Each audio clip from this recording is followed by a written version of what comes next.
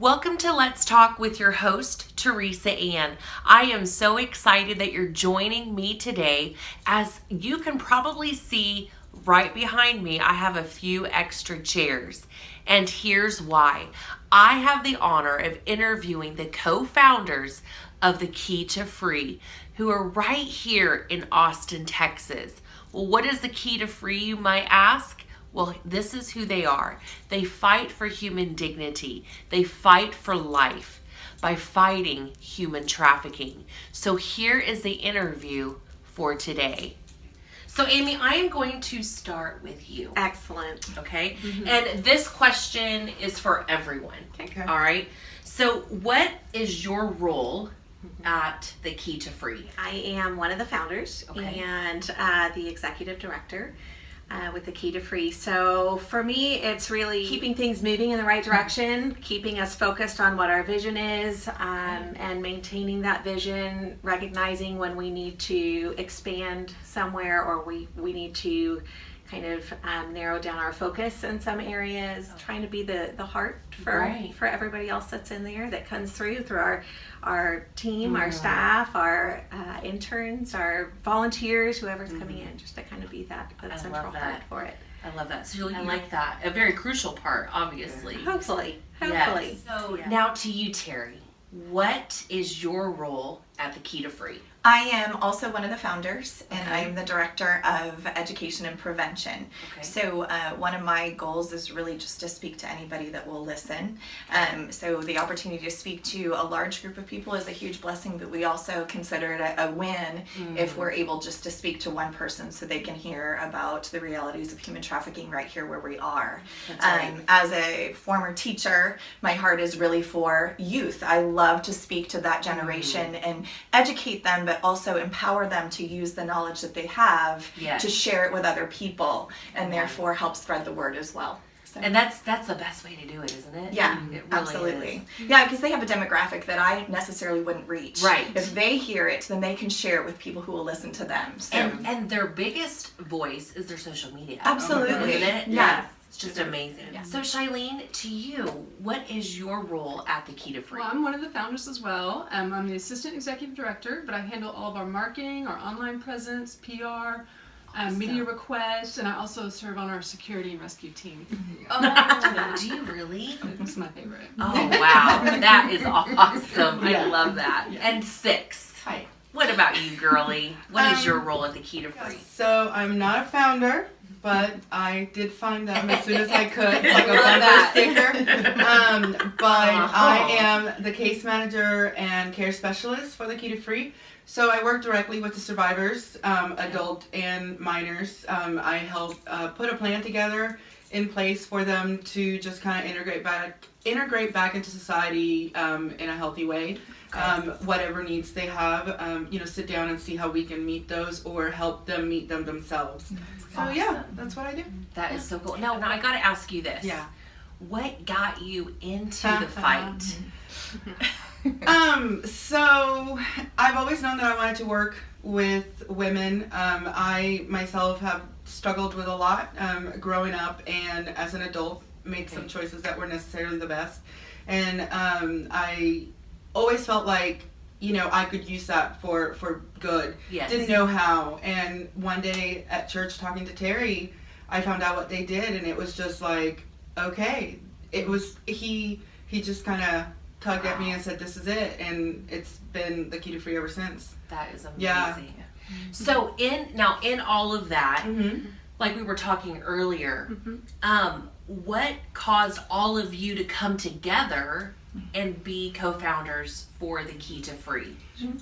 So as far as the founding part of it, we went on a mission trip to Thessaloniki, Greece, and that happened a little over 4 years ago. Wow. And some of us knew each other, some of us didn't. Teri's my next door neighbor, but as far as I didn't know Shileen, and several of our other founders I didn't know either. So there were 14 of us that went on the trip, and just had either had stirrings before that trip or on that trip.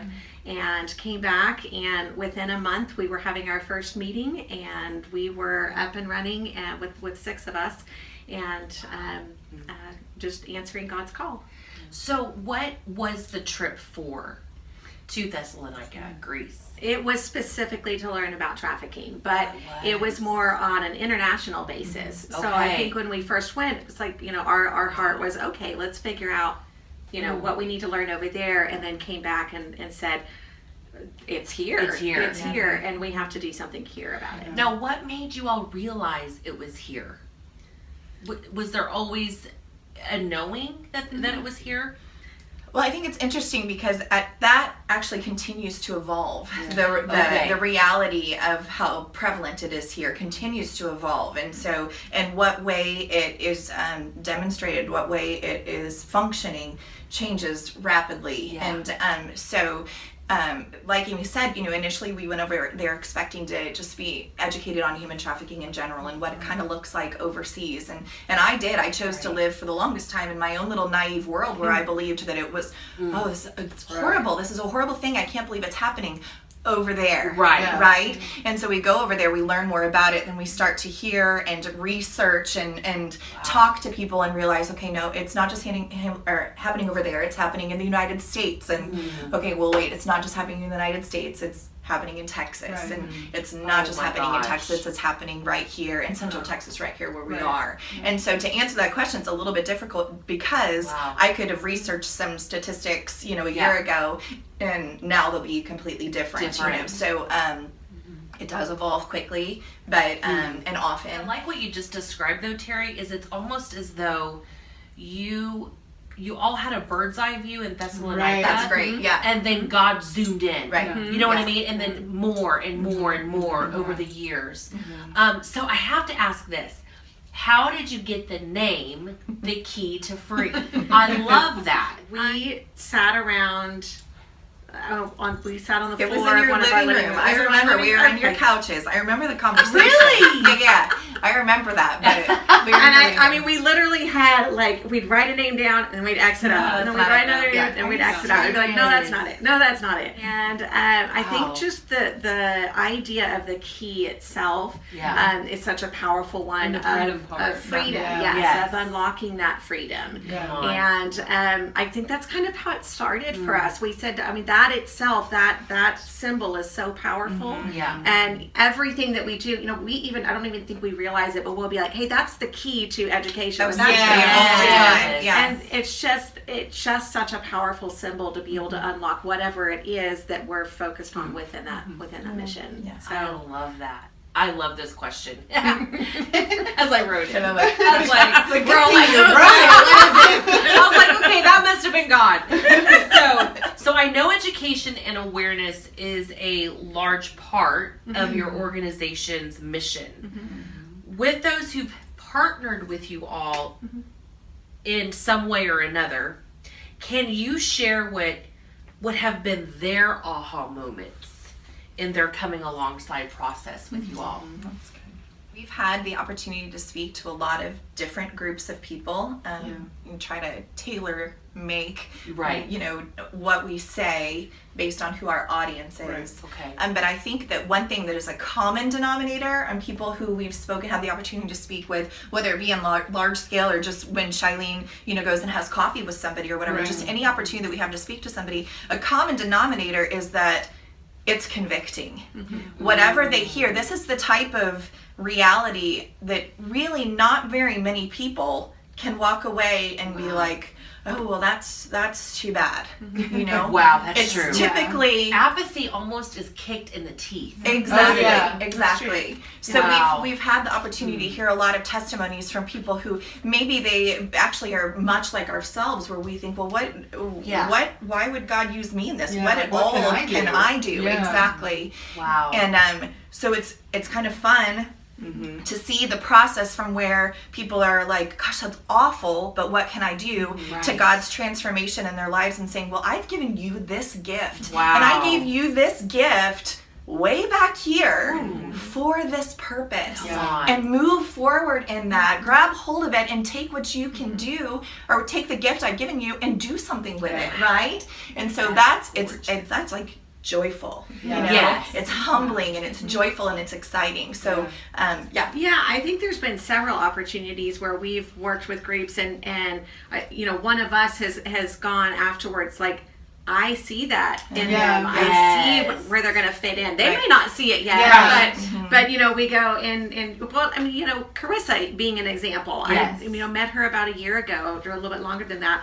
And, you know, sitting down having coffee, and that's really all how it started. But I you know, even talking to them, I'm like, there's something there. I don't know what it is yet, but we're just going to keep this relationship going. And, you know, God's doing something. And look at it, He it's does. unfolding right before your That's eyes. exciting. Yeah. And yet still you don't know the full picture. Right. You know, Right. that's the beautiful part. It's such an adventure. It is. It is. It is. So what made you, I mean, there's someone watching right now and they're like, you know, I always pick up things, I start it really well, and then I just drop it. I just give up. What made you all, I mean, obviously, if there's 6 of you, right? Now, just so y'all know, there's 3 other people that aren't here that are co-founders as well. But you all must have been accountability for each other, right? To not quit. So, what made you all stay true to what God called you in, seeing this become a reality? For me, it was in Greece when we were watching some film. I don't remember the name of it, but one of the survivors was, "What took you so long?" Is what she said when she was rescued. It's like, I've been waiting. What took you guys so long? And that's just like, Wow. you know, That's if why she does rescue. Yeah, exactly. So if I were to walk away, Right. who's gonna go get her? Yeah. I can't. Yeah. I can't not. Wow, what took you so long? Yeah. I think we each have, I mean, I know that we each have different reasons why. Yeah. And, you know, those are stories that you'd have to have a pretty extensive web show. Yeah. But we'd be glad to share them Like a sometime. mini-series. Yeah. I would love to have you all back on. It would be an awesome privilege.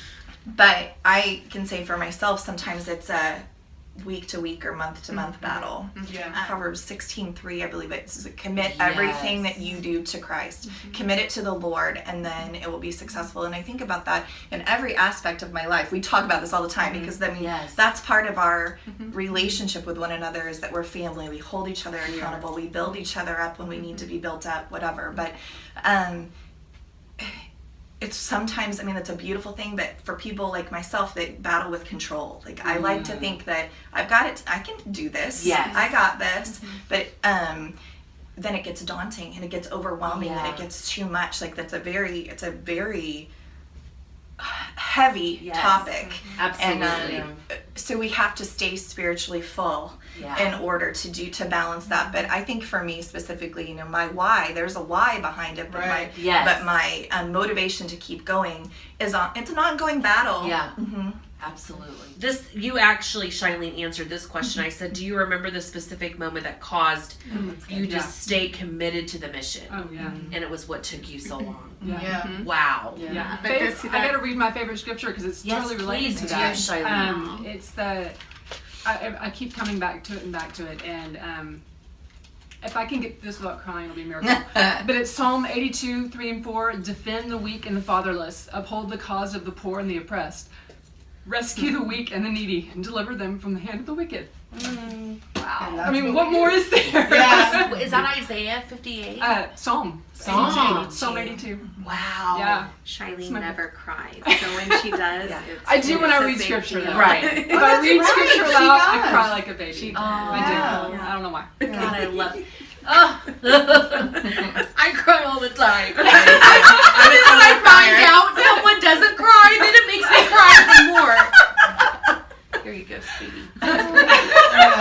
What I love about that scripture though too is just the context behind it. It's talking about what we have the opportunity to do with working with the survivors, but that's talking about us. Yeah. You know, God rescued us. Sure, you know, and I know you knew that. Yeah, I'm just saying that just the depth of scripture in general, how it can relate to every speaks to situation. everything. I think for as far as the being committed part, yes, there is a daily, there is a weekly, but I feel like at least once a year, God kind of has to sit me down again and say, and just recommit. Like I have to recommit this to Him because it is so heavy, because it is such hard work, and the enemy is constantly attacking, and you know, you just.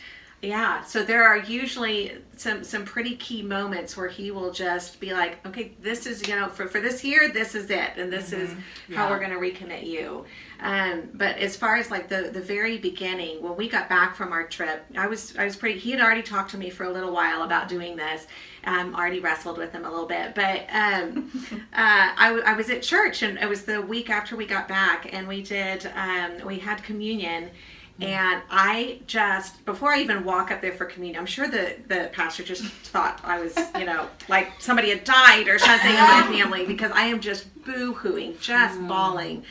And it was because I'm watching communion happen, and God asked me, if you aren't going to help these girls, they're never going to have an opportunity to have Jesus in this way, to find Jesus in this way through communion. And so, that was that initial one, but for me, it was like, okay, fine. It was like, I get it. Okay. Yeah. There's no turning back at that point. And not that it's me personally or that it's the Key2Free even, but if I don't do what he has called me towards, then we're taking away that opportunity. That's good. So, what are some things that you ladies would like to highlight that maybe are happening right now or that are coming up soon? We have our annual 5K coming up. Okay. September 23rd. Yeah. It's going to be at Lake Pflugerville Park. Okay. And there's a link on our website for people to register. Okay. Yeah. Awesome. That's our next fourth event. Is this, okay, I was going to It's our ask. fourth one. It's your fourth annual. Yeah. Wow. Yeah. Yep. That is so. Now, do other people come and partner with y'all, or is this like a sponsor deal? Like you have the same sponsors every year? We get different sponsors each year, Okay. The partnership's really through that. They can come and set up their table and kind of do their thing too. So how can people get in, contact with you if they do want to sponsor this? Sure, they can email.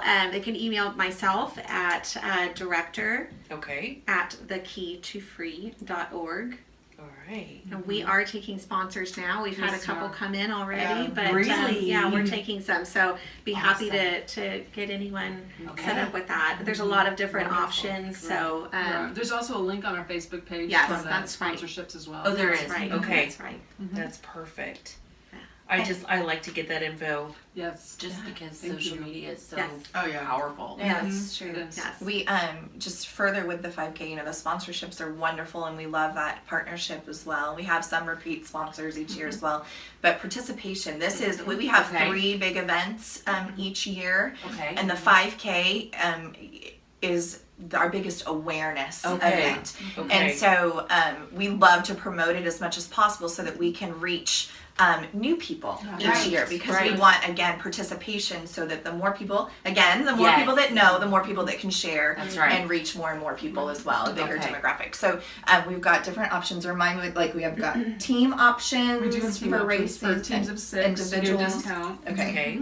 And we also have a kids fun run. Yeah, we they do. get their own shirt and their own medal as well for the Cute. kids. Oh, 1K. really? I always Yeah, win it's that your one. 1K.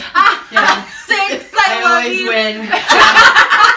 Yeah. Hey, it isn't about how you start, right? It's about How you very finish. finish. I finished first place. Come on, girl. Yeah, I'm always really good at the fun run. Hey, There's and no you know- age limit. There's no age limit. I love it. And we also have some interns in the audience. Yeah. Yeah. Which I will Yes. scan. Are y'all going to be there as well? We're Hopefully looking The at so. answer, that was a perfect Yes. answer. Yes. Yeah. Yes. That's yes. awesome. Okay, so what are some other events going on in the future, or maybe even right now? Well, there's one coming up. It's a little ways out, but Yeah. we're really excited about. In April, it will be our 5th year anniversary. So we have our gala every spring. Yes. So this specific gala coming up is celebrating our 5-year anniversary, and it's going to be on Cinco de Mayo with a Cinco de Mayo theme and stuff. So it's and Shileen's daughter's a Latin dancer, and she's going to do some Really? lessons and stuff. So it's going to be really Yeah. just. So this is 2018. Yes, Yes. yeah, it's Yes, a ways it is a out. ways We have out. other stuff coming, No, but that's I love great. to. I mean, just Yeah. the whole Yes. vibe of that is. We Yes. have a daddy-daughter dance in January. Okay. Which is always the men's favorite. Yeah. Aw. Yeah. Yeah. It's always really sweet. But I think one thing that we come across a lot, as far as people that wanting to get involved and don't really know where they fit in so well, Shileen is really good at helping people come up with creative ways of doing fundraisers for us. If they can't see themselves fitting in, working with survivors or volunteering at events, then they come up with creative things outside of the events that we have established. So that's always welcome too. So if anybody has, there's a fashion show that we have somebody doing for us in August.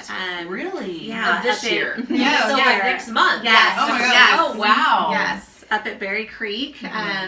So she's doing that there in Georgetown, and We just had a dodgeball tournament. yes. Somebody Yes. did. Yeah. That was really a fun. bunch of moms. way. So they did like the headbands and the kidding. toys. It was so cute. That is so great. Yeah. Thank you again, ladies, for being a part of Let's Talk with Teresa Ann. Thanks, ma'am. But before we go, I have a little gift for each of you. Aww. So this one is for Six. Oh, thank you. My goodness. This How one is fun. for Shilene. Okay, you. I want everyone's bag. I know she has I want the This bag. is for Terry. Do we open them? And Amy, this is for you. Absolutely. You might want to open it at the same time. Okay, they're there's all- very good. Oh my gosh, I'm so excited. Yay! Yay! That is You're so so welcome. So pretty. Yay! I know. It's for my It's a new cheers. coffee addiction. That's true. But anyway, thank you all so much for joining us on Let's Talk with Teresa Ann. I hope you had as much fun as we did. Remember, this show is about bold inspiration, revealing God's goodness. Have a great day.